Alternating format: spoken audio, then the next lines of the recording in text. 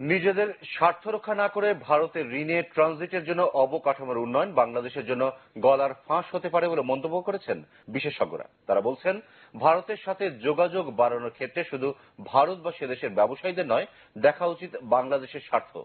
আঞ্চলিক যোগাযোগ নিয়ে রাজধানীতে এক সেমিনারে তারা বলেন, প্রস্তুতি আর সদিচ্ছার অভাবেই নিজেদের স্বার্থ আদায় করতে পারে না বাংলাদেশ।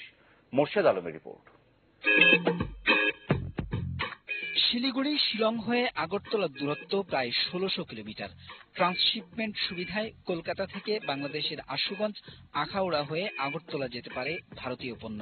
ট্রানজিট নিয়ে বাংলাদেশ সরকারের কোর কমিটির প্রতিবেদন বলছে, এতে প্রত্যেক পরিবহনে খরচ বাঁচে $210 আর দূরত্ব কমে ৬০০ কিলোমিটারের মতো।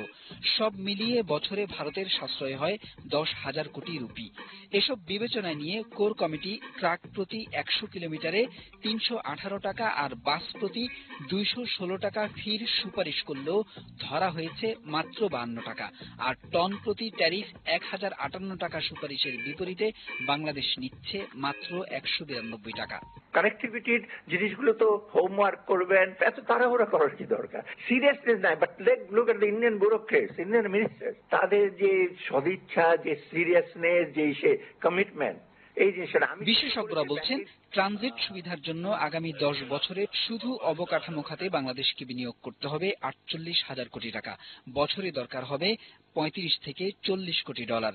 ঢাকার যানজট এড়াতে গাজীপুর থেকে নরসিংদী ৫০ কিলোমিটার ফিডার রোড আর টাঙ্গাইল থেকে ভৈরব ১৫০ কিলোমিটার বাইপাস রোড তৈরি করতে হবে। গত ৪০ বছরে ভারত কারো কাছ থেকে কোনো ১ পয়সারও সাপ্লায়ার্স ক্রেডিট নেয় নাই, অথচ বাংলাদেশকে সাপ্লায়ার্স ক্রেডিট দিয়ে বলা হচ্ছে অর্থনৈতিক দিক থেকে গ্রহণযোগ্য না, সেগুলোকে বাস্তবায়ন করো। বাংলাদেশের জন্য এগুলি ফাঁস হয়ে দাঁড়াতে পারে।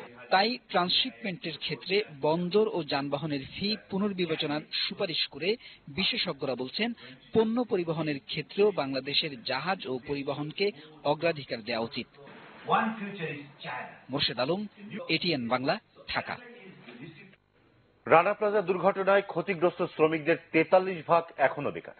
টাকার অভাবে চিকিৎসা করাতে না পেরে তাদের অনেকেই মানবেতর জীবনযাপন করছেন। রানা প্লাজা ধসের ৪ বছর উপলক্ষে